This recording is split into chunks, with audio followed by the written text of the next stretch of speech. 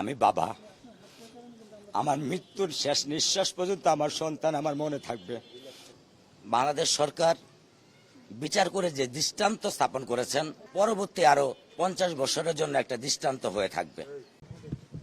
আলহামদুলিল্লাহ, মহান রাব্বুল আলামিনের কাছে লাখো কোটি গুণ শুকরিয়া, এবং বাংলাদেশের মাননীয় প্রধানমন্ত্রী, মাননীয় ক্রীড়া প্রতিমন্ত্রী, আইনমন্ত্রী, স্বরাষ্ট্রমন্ত্রী, বিশেষ করে আবারও বলবো মাননীয় ক্রীড়ামন্ত্রী, উনি এই সুষ্ঠু বিচার পাওয়ার যতগুলা সহযোগিতা আমাকে প্রয়োজন উনি আইনগতভাবে সহযোগিতা করেছেন।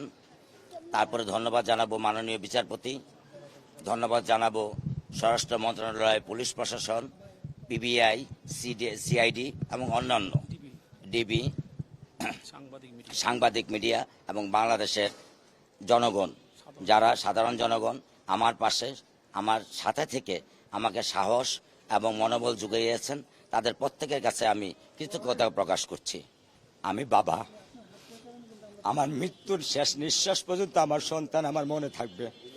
আর যে সন্তান আমি হারিয়েছি তা তো আর ফিরে পাবো না, কিন্তু বাংলাদেশ সরকার বিচার করে যে দৃষ্টান্ত স্থাপন করেছেন, সেই দৃষ্টান্ত আমার কাছে মনে হয় পরবর্তী আরো 50 বছরের জন্য একটা দৃষ্টান্ত হয়ে থাকবে। রায়ে খুশি, কিন্তু আমি চাইব এই রায়ের পরিপ্রেক্ষিতে দ্রুততার সাথে যাতে এই রায় কার্যকর হয় তার বন্দোবস্ত করবার জন্য সরকার এবং প্রশাসনের প্রতি আমি বিশেষভাবে অনুরোধ করব। নিজের ও পরিবারের নিরাপত্তায় সব সময়ই থাকুন আপোষহীন। নিরাপত্তায় আপোষ নয় আর। ঘরে রাখুন আরএফএল ল্যাডার।